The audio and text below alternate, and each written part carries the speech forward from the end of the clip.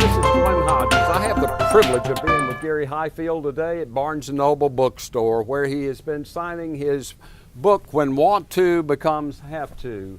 Gary was sharing with me his thoughts on goals. I've been writing goals down for 25 years. They've changed my life.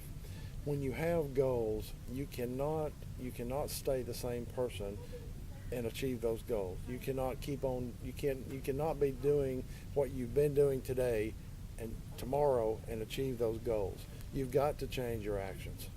Gary, I think if I remember correctly, I was reading in your book today about a survey at Harvard amongst students there of the percentage of them that set goals, the percentage of them that wrote those goals down, and the percentage that just had goals. So there were three different classifications, and then there was a survey done a number of years later to see how the comparison as far as earnings years down the road. Could you share those stats with us right quickly? Sure. There's they did a survey, and this university that you mentioned did a survey of their graduating class. 84% of that graduating class had no goals. 13% of that graduating class had goals, but the goals weren't written down. 3% of the class had goals written down. They thought that was interesting. 10 years go by, and they decided to follow up and check on that group.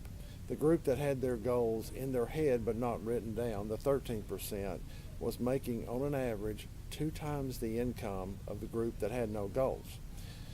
Very interesting.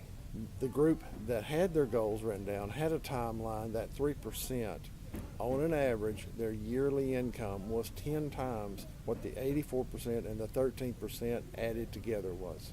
Awesome.